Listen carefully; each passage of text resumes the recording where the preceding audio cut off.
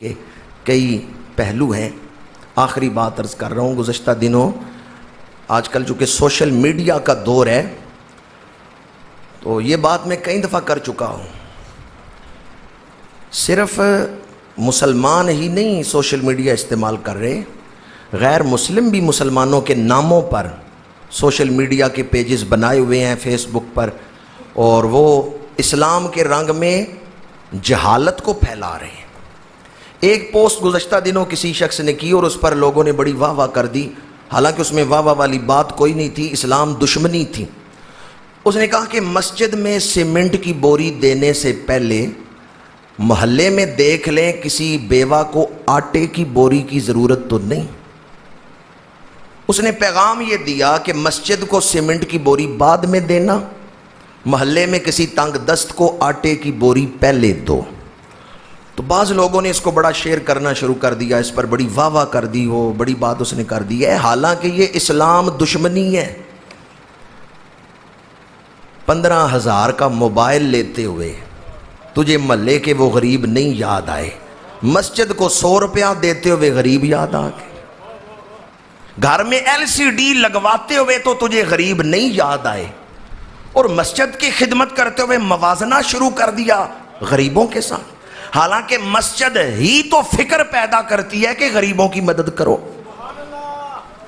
20 لاکھ کی گاڑی خریدتے ہوئے غریب نہیں، بے روزگار نہیں یاد آئے، تو کہتا میں اس وقت تک 20 لاکھ کی گاڑی نہیں لوں گا جب تک میرے محلے میں کوئی ایک بھی بے روزگار ہے۔ اس وقت تو غریب نہیں یاد آئے، اور مسجد کو 100 روپیہ دیتے ہوئے تو کہتا ہے مسجد کو نہ دو اور غریب کو دو۔ یہ اسلام دشمنی ہے۔ میں ایک طالب علم کی حیثیت سے ممبر مبارک پہ بیٹھ کر بڑی ذمہ داری سے یہ بات کر رہا ہوں، کسی اور جگہ پر 100 روپیہ خرچ کریں، اس 100 روپے کا وہ ثواب نہیں ملے گا جو ثواب مسجد میں 1 روپیہ خرچ کرنے پر مل جائے۔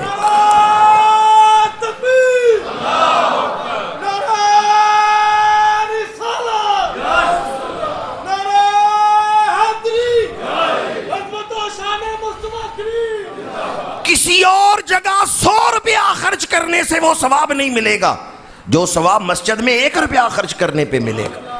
فرق کیوں ہے؟ وجہ کیا ہے؟ وجہ یہ ہے کسی اور جگہ خرچ کریں یا کوئی اپنا پیٹ بھرے گا، یا کوئی اپنا لباس خریدے گا، یا کوئی اپنے گھر کی تعمیر میں خرچ کر دے گا، پر جو پیسہ آپ نے مسجد کو دیا ہے، اسلامی درس گاہ کو دیا ہے، اس پیسے سے دین مضبوط ہوگا، اس پیسے سے اسلام کو تقویت ملے گی۔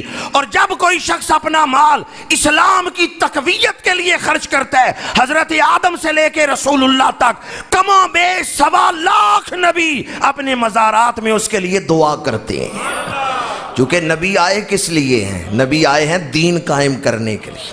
جب کوئی اپنا مال دین کی بقا کے لیے، دین کی تقویت کے لیے، دین کو مضبوط کرنے کے لیے اپنا مال خرچ کرتا ہے، اللہ کے نبی قبر میں اپنے مزار مبارک میں اس کے لیے دعا کرتے ہیں۔ سارے نبی دعا کرتے ہیں، جو کہ سارے نبی آئے کس لیے تھے؟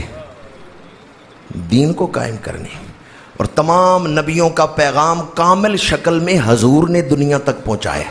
حضور خاتم النبیین، جہاں سے میں نے گفتگو شروع کی تھی وہیں لا کے سمیٹ رہا ہوں، عمل کہیں جا رہا ہے۔ جب حضور کے سامنے عمل پیش ہو، میرے اس امتی نے دین کو مضبوط کرنے کے لیے اپنا مال خرچ کیا ہے، حضور کا دل کتنا خوش ہوگا۔ یہ دین کس کا ہے؟ کسی مدرسے میں آپ طلباء کو دیکھیں تو یہ نہ سمجھیں فلاں محتمم کے یہ مہمان ہیں، یہ مہمان رسول اللہ کے ہیں۔ حضرت سیدنا صدیق اکبر رضی اللہ تعالیٰ عنہ نے مسجد نبوی کی زمین خریدنے میں پیسے خرچ کیے۔ آپ تو دنیا سے چلے گئے، لیکن کیا نیکیوں کا سلسلہ ختم ہو گیا؟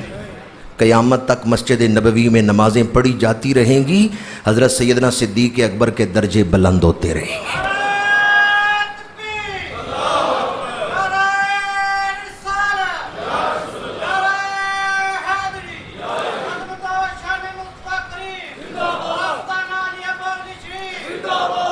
الاسلام زندہ باد۔ اسلام زندہ باد تو ہم سارے زندہ باد۔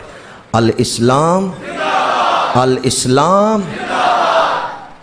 لاہور کی بادشاہی مسجد جس نے بنوائی تھی وہ اورنگزیب عالمگیر تو اورنگ آباد میں قبر میں سویا ہوا ہے، پر جب تک اس مسجد میں نمازیں پڑھی جاتی رہیں گی اورنگزیب کو بھی ثواب پہنچتا رہے گا یا نہیں پہنچتا رہے گا۔ دلی کی شاہی مسجد جس نے بنوائی شاہ جہان، وہ تو آگرے میں اپنے مزار میں تاج محل میں لیٹا ہوا ہے، لیکن جب تک اس کی بنوائی ہوئی مسجد میں نمازیں پڑھی جاتی رہیں گی مسجد بنوانے والے کو بھی ثواب۔ مال کسی ایسی جگہ خرچ کر کے جائیں کہ اگر آپ دنیا سے چلے بھی جائیں نیکی کا سلسلہ جاری رہے، نیکی کا فروغ جاری رہے۔ کوئی مال خرچ کرتا ہے اپنا پیٹ بھرنے کے لیے، کوئی مال خرچ کرتا ہے قیمتی لباس پہننے کے لیے، کوئی مال خرچ کرتا ہے اپنی واہ واہ کے لیے، عزت کے لیے، کوئی مال خرچ کرتا ہے معاشرے میں اپنے آپ کو مضبوط بنانے کے لیے، پر وہ کتنا خوش نصیب ہے جو مال خرچ کرے اسلام کو مضبوط کرنے کے لیے، جو مال خرچ کرے دین کو تقویت دینے کے لیے، جو مال خرچ کرے اللہ کے رسول کا قلب مبارک خوش کرنے۔